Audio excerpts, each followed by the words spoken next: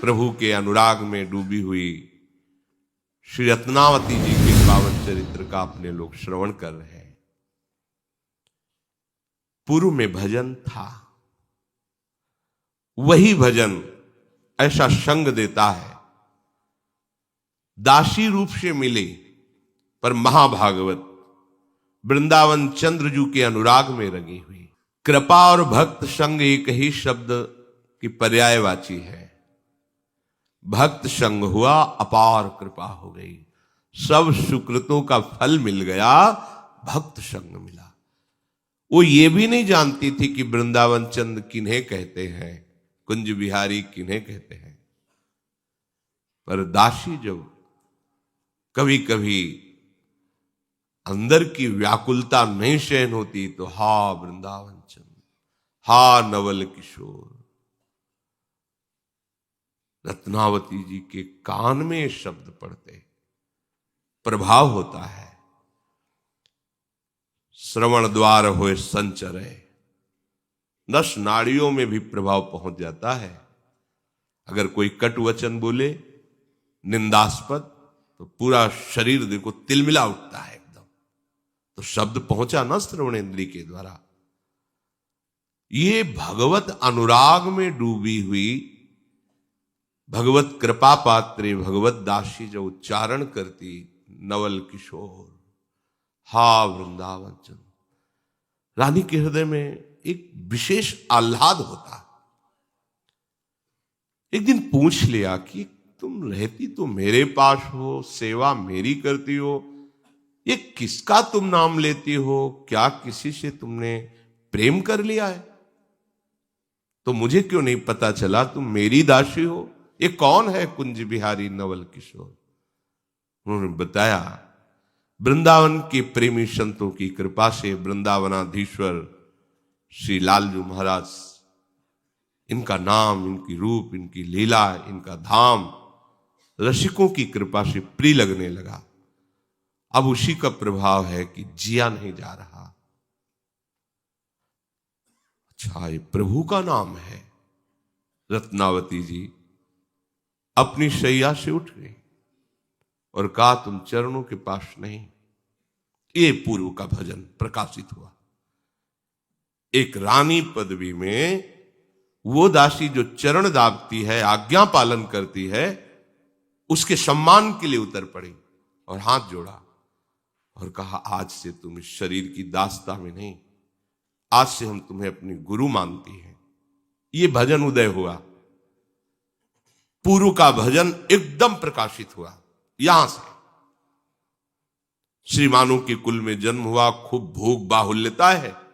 पूर्व का भजन ऐसी भगवत दासी से संबंध, उसके संग के प्रभाव से भोगों की प्रियता का नाश और तत्काल ऐसी भावना जागृत हो जाना, यह केवल भजन का प्रभाव है। एक रानी अपनी चरण दासी के सामने हाथ जोड़कर खड़ी हो जाए और अपने शिराने आसन पे बैठाल के उसे गुरु भाव से देखे, ये केवल भगवत कृपा पात्रों में ही सामर्थ्य, दूसरों में नहीं। अहंकार का तत्काल मर्दन होना ये कोई साधारण बात नहीं है। राजमद का त्याग कर देना बहुत कठिन है। जरा सी प्रभुता बढ़ जाती है, न जाने क्या क्या बुद्धि करवाने लगती है जो शास्त्र विरुद्ध है। को न रस जन्मा जगमाही, प्रभुता पाहि जाहि मद नाही। भगवान का भी अपमान करने लगता है। देखो, दक्ष ने किया भगवान शिव का अपमान, प्रजापति बन गए, अहंकार हो गया। लेकिन कैसा भजन का प्रभाव, तत्काल अपने आसन से नीचे उतर गई, प्रणाम मुद्रा में कहा, आज से तुम दासी नहीं, हमारी गुरु हो। अब तुम यहां बैठ के हमें केवल प्रभु की चर्चा सुनाओगी। उन्होंने कहा, रहने दो, इनकी बातें मत सुनो, नहीं रोग लग जाएगा, और ये रोग लगा तो तुम्हारा सारा भोग विलास नष्ट हो जाएगा। ये जो राज वैभव, राज रानी बनकर आप भोग रहे, सुख भोगो, इनकी बातें मत सुनो। अगर ये बातें अच्छी लगने लगी तो जीना मुश्किल हो जाता है। जो मैं ऐसा जानती, प्रीति किए दुख होए, नगर ढिंढोरा पीटती यदि प्रीति न करियो कोई। रानी तो और विकल हो गई, कहा कृपा करके मुझे इनकी बातें सुनाओ। अब तो आर्त और अधिकारी दोनों बातें देखी, फिर क्या। बोधयंता परस्परम कथयंति च माम नित्यम तुष्यंति च रमंति च। ये श्लोक मानो साक्षात प्रकट हो गया। भगवत चर्चा करना, पूरी पूरी रात निकल जाती, रानी और दासी बैठे प्रभु की चर्चा कर रहे, नाम कीर्तन कर रहे। अब ऐसी व्याकुलता हुई कि मैं देखूं इनको।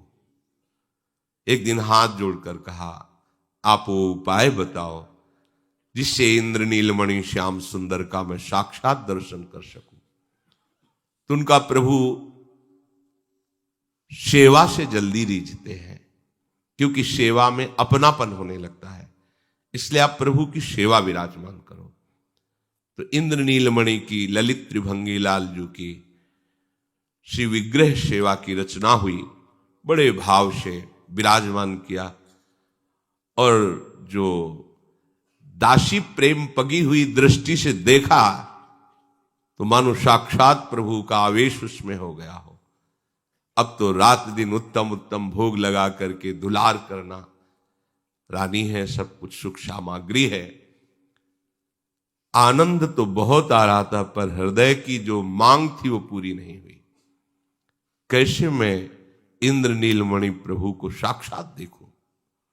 फिर प्रश्न किया, सेवा भी कर रही हूं, नाम कीर्तन भी कर रही हूं, पर प्रभु आ क्यों नहीं रहे। तो उनका आपको बताएं, प्रभु के लाडिले संतों की यदि सेवा बन जाए तो निश्चित प्रभु का साक्षात्कार हो। जहां भगवत प्रेमी महात्मा वहीं भगवान रहते हैं। मद भक्ता यत्र गायंती तत्र तिष्ठामि नारद। भगवान कहते, हे नारद, मेरे भक्त जन जहां मेरा नाम कीर्तन करते हैं, गुण कीर्तन लीला कीर्तन करते हैं, वहां मैं विराजमान रहता हूं। तो यदि आप ऐसा कर पाए कि भगवत श्री विग्रह जहां विराजमान, पास में संत निवास बनाए और दूर दूर सेवक लगा दें, जहां संत भगवान दिखाई दें, आदर के साथ बुलाया जाए और उनको भोग पवाया जाए, उनकी सेवा की जाए। संत सेवा में ही हरि का साक्षात्कार होता है। बड़ी सुंदर पद्धति दासी ने बताई। भजबे को दो ही भले, कह हरिदास। पहले हरि सेवा विराजमान की, अब हरिदासों की सेवा। अब रानी ने प्रधान जो निजी सेवक थे दूर दूर लगा दिए। जहां कहीं वैष्णव संत जन दिखाई देते आते, संत निवास में उनका प्रभु की तरह आदर होता, उनको भोग पवाना है सब। और एक चिक डाल दी थी महल की खिड़की में, बाहर से कोई अंदर है ऐसा नहीं दिखाई देता, अंदर से देख सकती थी। संत जनों को देखती, तृप्ति नहीं होती। पर रानी की एक मर्यादा होती, दासी बार बार समझाती, आप बाहर नहीं जाना है। एक दिन तो ब्रजमंडल के भगवत प्रेमी महात्मा की मंडली गई। जो ही ये पता चला ये ब्रज से आए हैं, विशेष आकर्षण, क्योंकि अपने प्यारे के जन शबबंदनी है, पर प्यारे के लीला स्थलियों में रहने वाले केवल जिस नाम रूप की हम आराधना करते हैं उसी में तन्मय होने, तो विशेषता हो जाती है। दासी देखो, ये ब्रजमंडल से आए हुए रानी, ये तो ललित त्रिभंगी श्याम सुंदर के अनुरागी संत जन है। वैसे ही संतों का आदर होता, विशेष आदर हुआ। अब वो सब करताल मृदंग आदि के द्वारा भगवत लीला के पदों का गायन कर रहे हैं, शुभ प्रवाह हो रहा है, बिल्कुल भगवत साम्राज्य छाया हुआ है आनंद का। रानी ने अपनी गुरु रूपा दासी से कहा कि अब तो हम नहीं रुक सकती, अब दूरी बर्दाश्त नहीं हो रही, हमें इन संतों के समीप बैठकर इनके दर्शन करते हुए हम अपने जीवन को तभी कृतार्थ मानेंगे। अब ये चिक डालकर खिड़की से दर्शन करना नहीं हो सकता, चल पड़ी।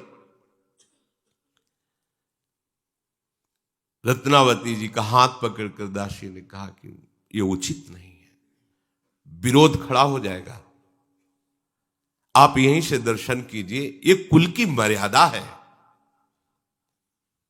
क्या करेंगे अब कुल की मर्यादा को? अब सत्य आपसे कहती हूं, बिल्कुल भय नहीं है। मैं बिल्कुल ये रानी पने की मर्यादा नहीं निर्वाह कर सकती। अब किसी से नहीं डरूंगी। ये जो परिवार के जन हैं, सगे संबंधी हैं, पहले इनका मैं त्याग करूंगी, कोई मर्यादा नहीं रखूंगी। क्योंकि मर्यादा अब प्रेम की होगी, अब नेम प्रेम का होगा। जितने कुटुंब के संबंधी कहे जाते हैं, जो अपने कहे जाते हैं, आज से किसी की कान नहीं मानू। जो संसार के भोगों में सुखी सुखी रहे, पर मेरा सुख तो प्रभु है। अब तो मैं किसी से डरूंगी नहीं, अपने प्यारे के लिए प्राण भी निछावर कर दूंगी, नहीं रुकने वाली। कुल की मर्यादा का त्याग और प्रेम की मर्यादा का आहार करूंगी। दासी रोकती रही, पर रानी महल से उतरकर गई जहां संत विराजमान थे। जाकर के संतों के चरणों में लिपट गई, प्रार्थना की, भगवान यदि आप कृपा करें तो मैं अपने हाथों से आप सब संतों को प्रसाद पवाऊं, आज्ञा कीजिए। तो मेरी बड़ी अभिलाषा है, यदि आप आज्ञा करेंगे तो ही मैं ये सेवा कर पाऊंगी। यदि आप सहर्ष आज्ञा करें तो मैं सबको अपने हाथ से पवाना चाहती हूं। मैंने समझाने की कोशिश की, पर मेरा मन अब नहीं रुक रहा है। अब ये रानी पने का निर्वाह नहीं कर पाऊंगी, पर मैं जैसी आपकी आज्ञा होगी वैसा ही करूंगी। मुझे सबसे बड़ा सुख होगा आपकी आज्ञा का पालन करने में। संतों ने देख लिया कि इसमें किसी भी तरह का अहंकार नहीं है, रानी पने का। ये तो प्रभु के अनुराग में शिथिल है। अतः उन्होंने कहा, तुम्हारे मन में जो जो आवे, जैसे आवे, वो पवाओ, ऐसे सेवा करो। देख लिया, रजोगुण नहीं है, रानीपना नहीं, ये तो भगवान की भक्ति के आवेश में है। और इसके हाथ से पाने से भजन की कोई हानि नहीं होगी। संतों ने आज्ञा कर दी, तुम्हें जैसे प्रिय लगे वैसे सेवा करो। रत्नावती जी तो आनंद में मन चाही बात हो गई। अभी तक तो ललकती थी संत दर्शन के लिए, आज तो प्रगट में संतों की समीप उनकी सेवा का सौभाग्य मिला। सोने की थाल में विविध प्रकार के व्यंजन सजाकर उमंग में भरी हुई, नेत्रों से आनंद अश्रु बह रहा है। बड़े प्रेम के साथ सब संतों को स्वयं भोजन परोस रही है। रानी के उस प्रेम भाव को देखकर संत जन आनंदित हो रहे हैं। संत और अनंत भगवान दोनों भाव के भूखे हैं। जो सामग्री का भूखा है वो विषयी पुरुष है। भाव आराध्य देव को प्रिय है तो उनके दासों को भी भाव ही प्रिय है। रानी का भाव देख करके सब संत जन आनंदित हो रहे। अहो भाग्य जो ऐसी भगवत अनुराग में डूबी हुई रानी के हाथ से प्रसाद मिल रहा है। जहां सौभाग्य मनाते हैं संतों के हाथ से मिलना, वहां संत जन आनंदित हो रहे कि ऐसी भगवान नाम प्रेमी भगवत भक्तों के प्रति ऐसी भावना करने वाले की हाथ से प्रसाद मिल रहा है। संतों का हृदय द्रवित हो गया। यही आशीर्वाद है जब आपकी सेवा से, आपकी आज्ञा पालन से संत जन गुरुजन उनका हृदय शीतल हो जाए, द्रवित हो जाए, तो आशीर्वाद मांगने की जरूरत नहीं होती, पहुंच गया आपके पास। संत जन रानी के इस प्रेम भाव को देखकर एकटक देख रहे, अश्रुधारा चल रही है। आज उनकी मनचाही बात हो गई। भक्तों के बीच में सबको परोस परोस के पवारी भक्तजन करुणा दृष्टि से देख रहे हैं। इन्हीं की दृष्टि से भगवान को देखने की दृष्टि मिलती है। जब भक्त जनों की करुणा दृष्टि जाकर हृदय में प्रकाशित होती तो मानस नेत्र खुल जाते हैं। संत कृपा, गुरु कृपा, भक्त कृपा, ये मानस नेत्रों को खोलती है। जहां मानस नेत्र खुले तो निरखि नयन हरिवंश, ही के नयन निहारी। आज अभिलाषा पूरी हुई, सबको प्रसाद पवाया इंद्र नीलमणि ठाकुर जी का। फिर सब संतों को चंदन लगाया अपने हाथ से, फिर प्रसादी पान का बीड़ा सबको पवाया, सबके चरणों में पुनः प्रणाम किया, हाथ जोड़कर बैठ गए। संत जन पदों के द्वारा भगवत लीला का गायन कर रहे हैं, बीच बीच में भाव समझा रहे हैं। उन पदों में ऐसी रूप माधुरी, ओहो, वो रानी के नेत्रों में झलकने लगी। पद गाया जा रहा है, वैसे ही रूप माधुरी झलकने लगी। रोमांच हो रहा, भाव में डूब रही। और इधर दासी गुरु ने कह ही दिया था कि प्रतिकूलता विरोध होगा, मत चलो वहां। कौन प्रतिकूलता और विरोध की परवाह करता है। संपूर्ण आमेर नगर में शोर मच गया कि जिन रानी को कोई देख नहीं सकता, वो बिना घूंघट के, बिना राजसी लिबास के। ऐसे थोड़ी था, जिस गली से निकलना हो कोई सर ऊंचा नहीं कर सकता था, देख नहीं सकता था। अदब के साथ सर झुका के, अगर कोई है खड़ा भी है तो सर झुका खड़ा है।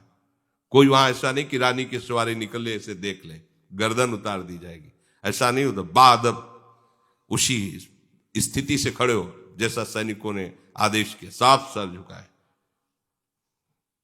और यहां तो खुद सर का पर्दा हटाकर कोई ऐसा राजसी वैभव नहीं, और जाकर नंगे पैर संतों की सेवा में समर्पित। ये शोरगुल मच गया।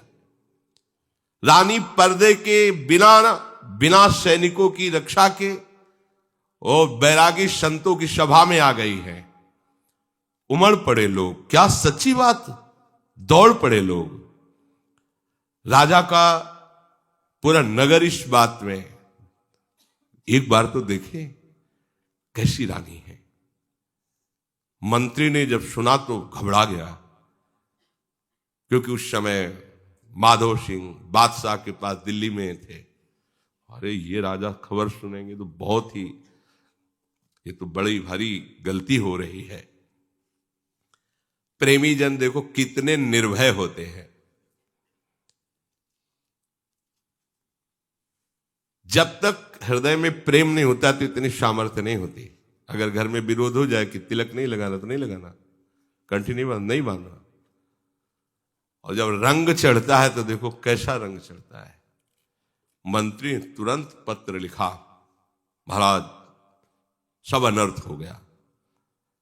रानी महल छोड़ करके संतों के बीच में आकर के, ऐसा नहीं कि दूर से दर्शन करे, अपने हाथ से परोस के पवाया, उनके सब स्पर्श किया, चंदन लगाया, पान की बीड़ी पवाई, हाथ जोड़े उनके चरणों के पास बैठे।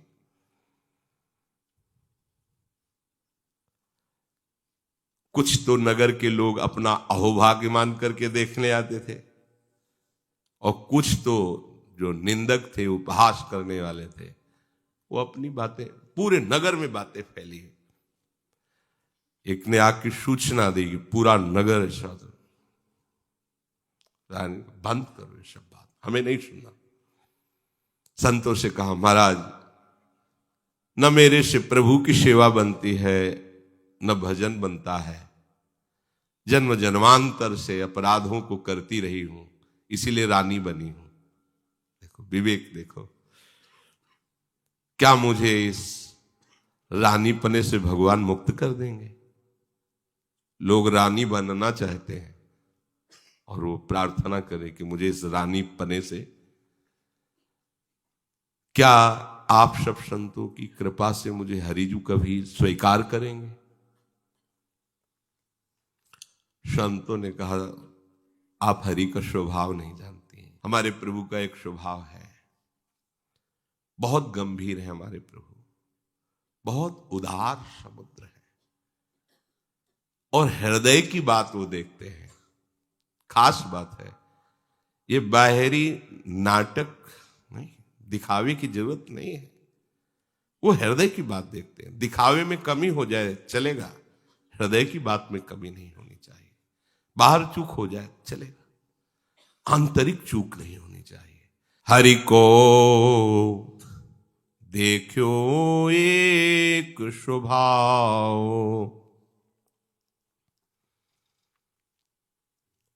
इधर तो इनकी संतोष से चर्चा हो रही है, प्रभु के स्वभाव, प्रभाव, महिमा, और पूरे नगर में बहुत से लोग आते, अपने धन्य भाग मानते रानी के दर्शन करके कि पृथ्वीराज कुल में ऐसी है भक्ता रानी, भगवत प्रेमी।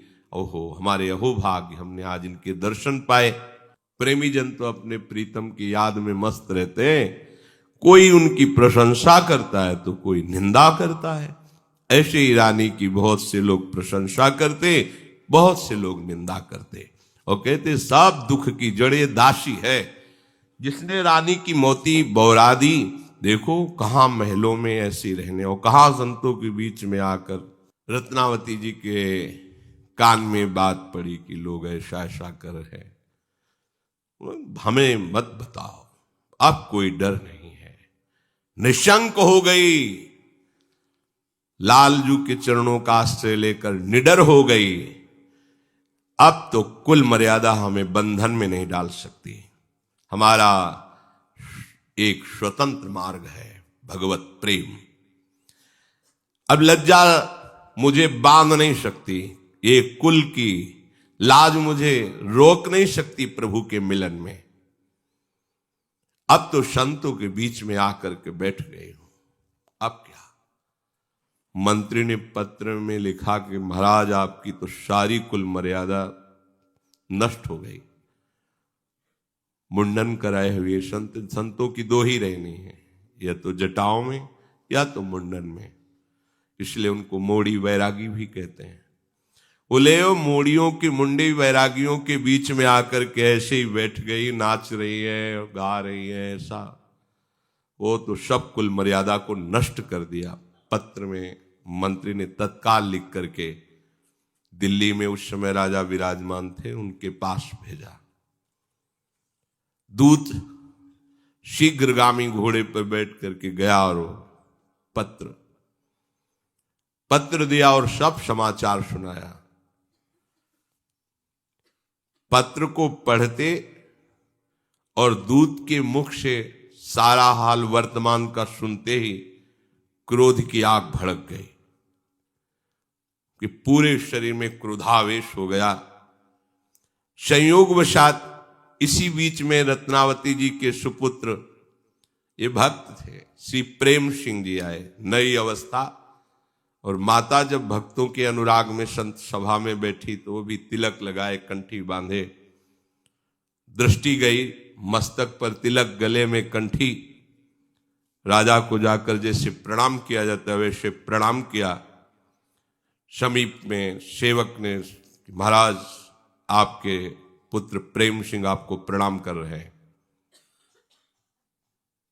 राजा ने आंख उठा के, वैसे ही क्रोधावेश में थे, देखा वही कंठी वही तिलक, कहा आ गया मुंडी वैरागियों का बेटा। पूरी सभा में प्रेम सिंह नवीन अवस्था के थे। बड़ा दुख हुआ कि ऐसा उपहास सभा में, दिल्ली की सभा में ऐसा उपहास। प्रेम सिंह सर झुकाए खड़े थे, अपमानित करके क्रोध में भरे हुए राजा भीतर चले गए। प्रेम सिंह के मन में इस बात का दुख हुआ कि कैसे असभ्य वार्ता कर रहे महाराज। समझ में नहीं आ रहा था कि ऐसी अपमानजनित बात क्यों कह रहे हैं। पीछे वहां जो विचार प्रदान करने वाले मंत्रीजन बैठे थे, उनसे पूछा ऐसा क्यों बोला इन्होंने। तो उनका अभी अभी आमेर से पत्र आया था, और पत्र में ऐसा सब लिखा था कि तुम्हारी मां ने कुल मर्यादा का त्याग कर संतों की सभा में जाकर बैठ गई, संतों के समीप नाचना गाना। ये तो अभी अभी पड़ा, उतने में तुम आ गए, तुम्हारे माथे पे कंठी तिलक देख करके फिर उन्होंने ऐसा कहा। वो प्रसन्न हो गए, अच्छा ऐसा, तो फिर हम धन्य हो गए।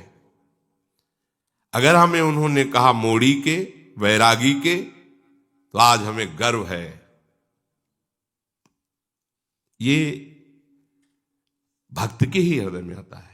आज मुझे गर्व है कि आज मुझे भगवान के भक्त का कहा गया, मेरी मां वैरागिनी और संतों की सेवा वाली कही गई, और मैं उनका पुत्र, मुझे गर्व का विषय। मैं समझ नहीं पा रहा था, तभी सर झुकाए खड़ा था कि ऐसा क्यों बोले। तुरंत उन्होंने भाव से माताजी को स्मरण करके प्रणाम किया कि आज अहो भाग्य, मुझे ऐसी मां मिली। उनका हृदय परम शीतल हो गया, बार बार मां के चरणों का स्मरण कर रहे हैं कि ये तो बहुत बड़ा पद मिला। तन मन आनंदित हो गया। वो अपने निवास में आए और वहीं से पत्र लिखा कि यदि आपने अपने हृदय में भगवत भक्ति धारण किया है तो मां, मैं आपसे प्रार्थना करता हूं, छोड़ना मत, चाहे सर कट जाए। अपने प्राणों की बाजी लगा देना, पर अब ये भक्ति भाव का त्याग मत करना भय आने पर, क्योंकि राजा प्रतिकूल हो चुके हैं। भरी सभा में मुझे मोड़ी वैरागिन के बेटा कह के संबोधन किया है। यद्यपि लोक में इसे अपमान कहते हैं, पर मैं इसे बहुत बड़ा सम्मान मानता हूं। अब मैं मोड़ी और वैरागिन का ही बेटा कहलाऊंगा, क्योंकि यही सत्य मार्ग है, और आपको चाहे सर कटवाना पड़े, अब ऐसा नहीं होना चाहिए कि आप डर जाओ और पीछे हट जाओ। शीश की बाजी, कष्ट सह करके, प्राण देकर भी अब भागवत धर्म की रक्षा करना। सर्वस्व चला जाए, पर अब भागवत धर्म नहीं जाना चाहिए।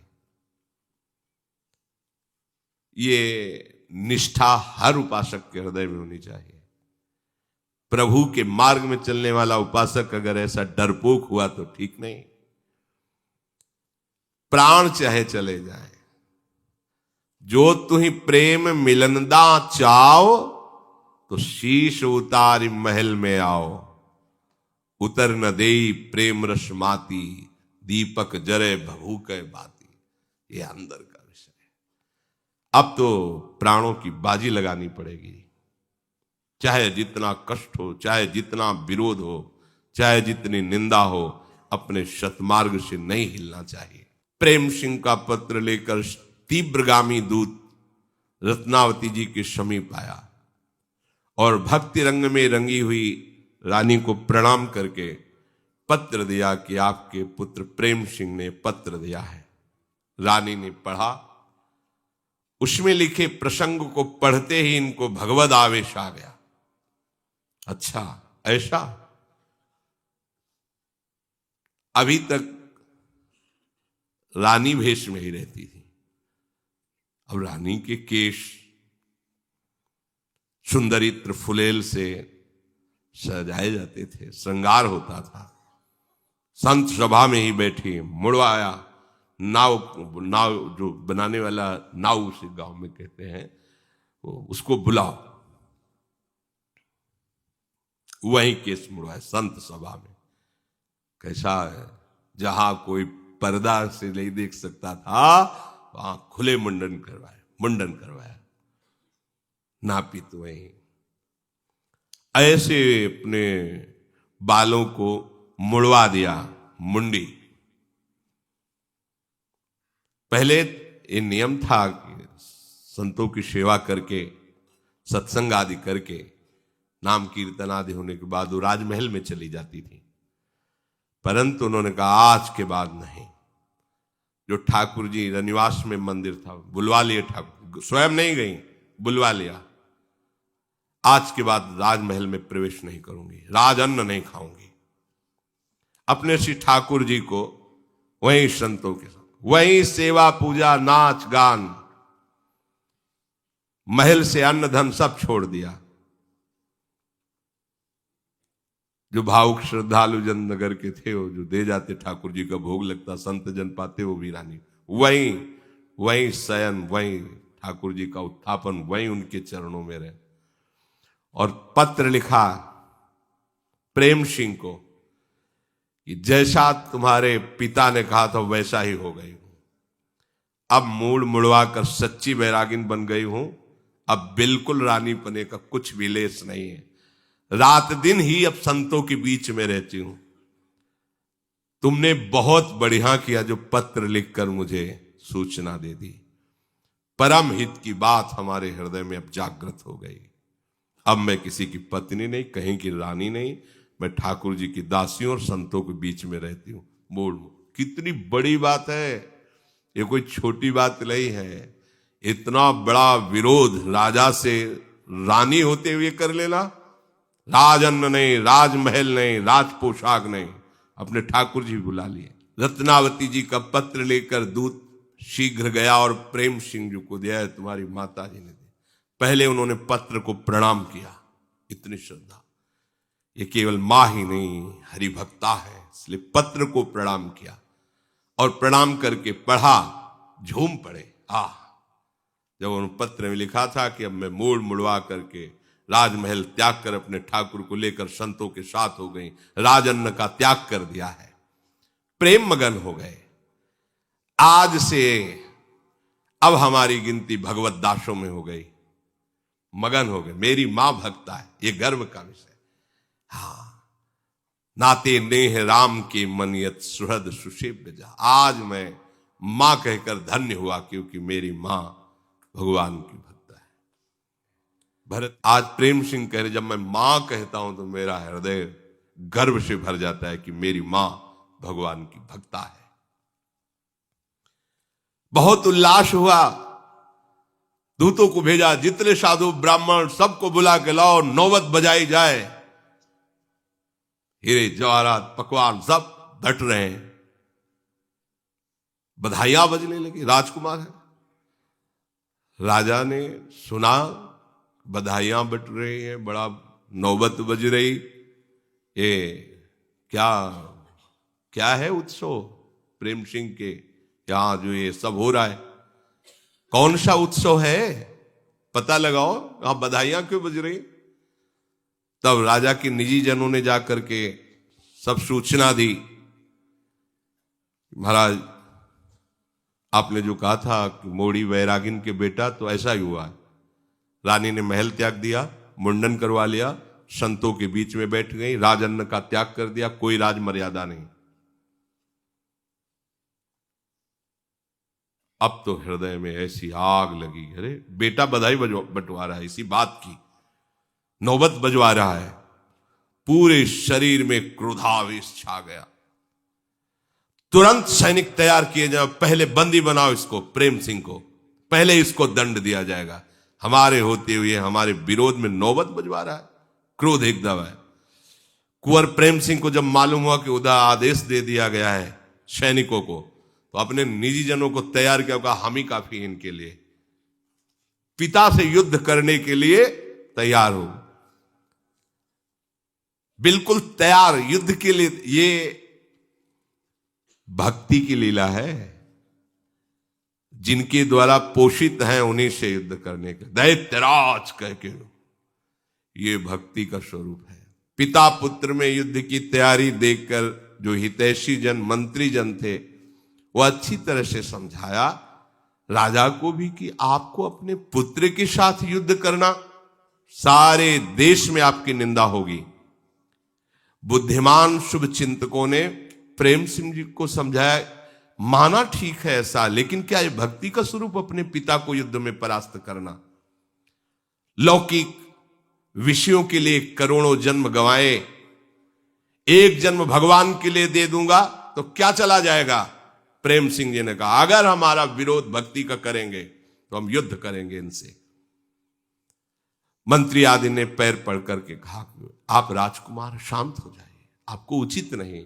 उधर राजा के पैर पकड़, आपका ही पुत्र है, आप शांत हो जाइए, प्रजा क्या सोचेगी, अभी समय नहीं है। उनका भी बाजा बजवाना बंद करे, ये बांटना बंद करे, वहां जाके मंत्री ने ये नौबत मत बजवाओ, बंद कर दो। प्रेम सिंह ने मान लिया कि आप लोग सलाह देते तो ठीक है, नहीं भिजवाते। राजा से कहा कि देखो नौबत बजना बंद हो गई, अब आप सैनिक वापस कीजिए, युद्ध नहीं होगा।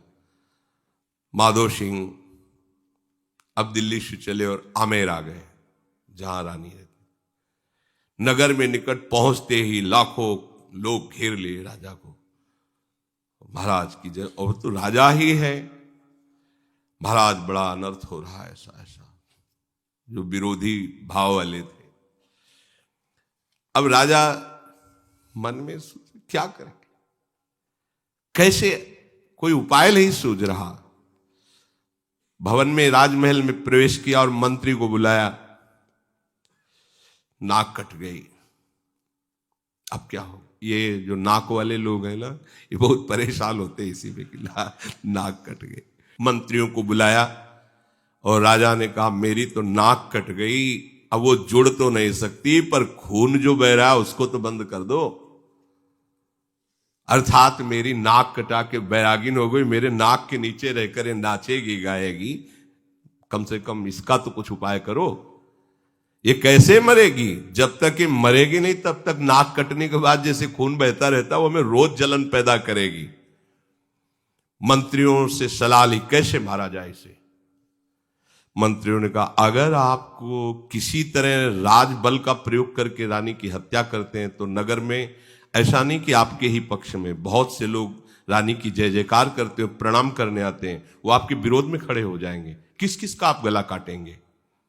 तो राजा ने कहा कि फिर आप विचार कर उपाय करो, इसको मारना ही है, आप इसको मैं जिंदा नहीं देख सकता। तो उनका ऐसा जंगल से एक पिंजड़े पे जंगली सिंह बंदी बना के लाया जाए और उसी संत निवास के दरवाजे पर पिंजड़ा अड़ा दिया जाए। अस्त्र शस्त्र से सुसज्जित राज सैनिक रहेंगे, अंदर सिंह जाएगा, संतों को, रानी को, दासी को, सबको खा जाएगा। फिर वो जब लौटेगा तो पिंजड़ा ही पिंजड़े में बंद करके, हाँ हाँ ये उपाय, और फिर बात बन जाएगी। आपने नहीं मारा, बस इतनी बात हो जाएगी। रानी के सामने छोड़ दिया, राजा राजी हो गए। अब उपाय किया गया, सिंह पिंजड़े में बंद किया गया। ला करके जैसी सलाह हुई थी ठीक संत निवास के दरवाजे पर पिंजरा सेट कर दिया गया, खोला गया, दहाड़ करके सिंह उससे बाहर निकला।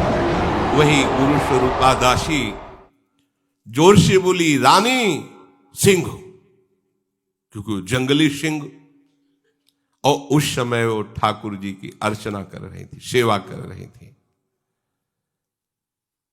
सिंह जोर से आवाज दी, सिंह ने भी दहाड़ की। रानी ने कहा, जब उन्होंने कहा सिंह तो उन्होंने कहा सिंह नहीं नृसिंह।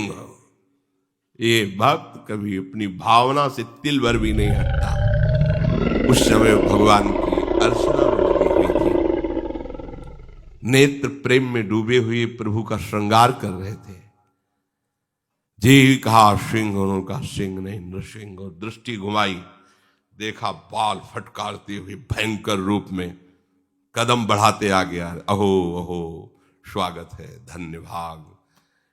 प्रहलाद को जैसे कष्ट से निवारण करने के लिए आप आए, ऐसे ही आप कृपा करके मेरे समीप आए, धन्य भाग।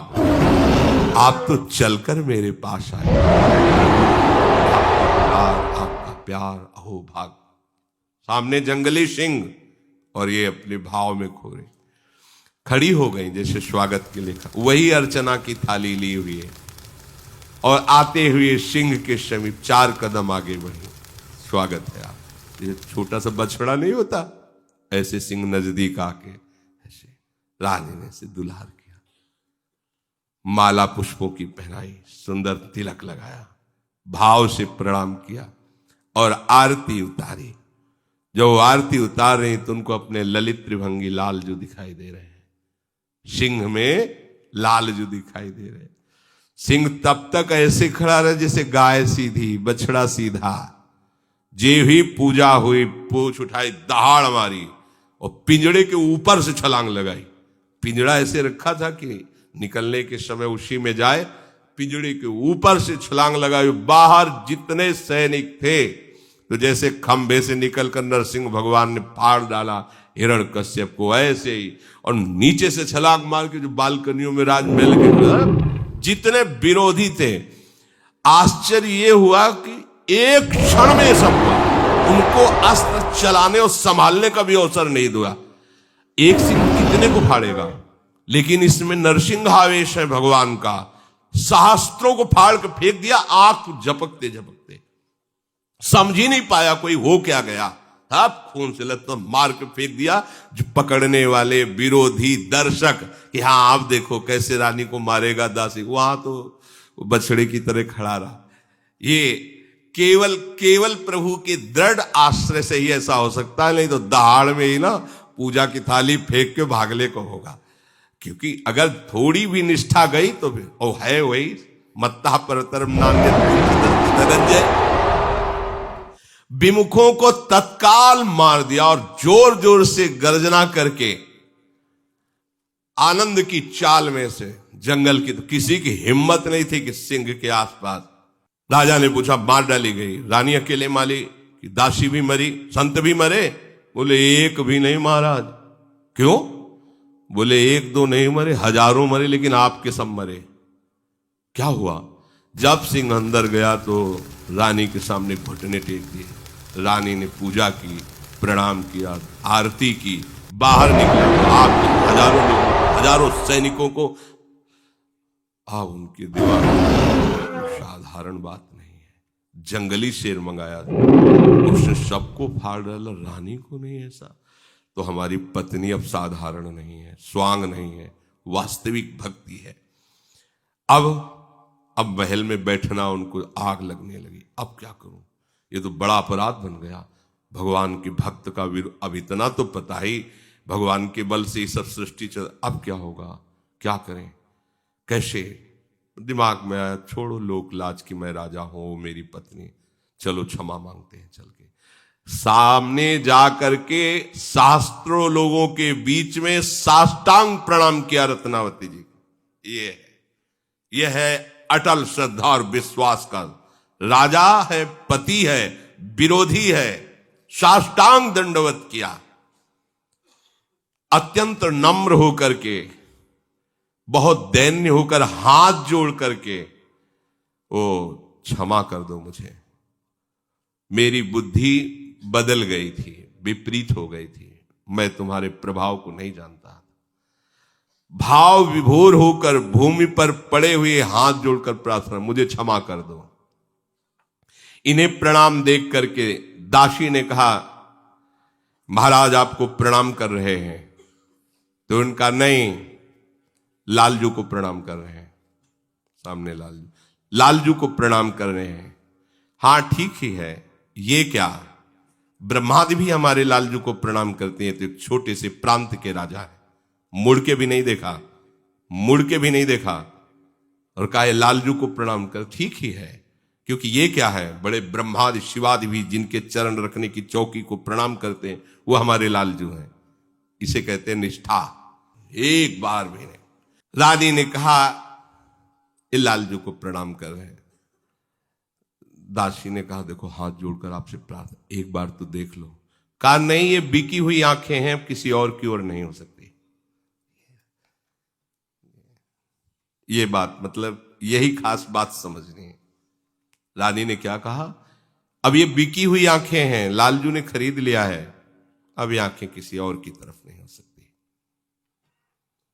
मीरा जी ने भी जब ब्याह होके गया था, प्रथम मिलन में जब आए उनके पति, तो उनसे यही कहा कि देखो हम मन वचन और कर्म से गिरधर लाल की हूं, तुमको एकांत में बताती हूं, ना तुम्हारा अधिकार इस शरीर पर है, ना हमारे पर है, केवल ये स्वांग हुआ है उनकी इच्छा से।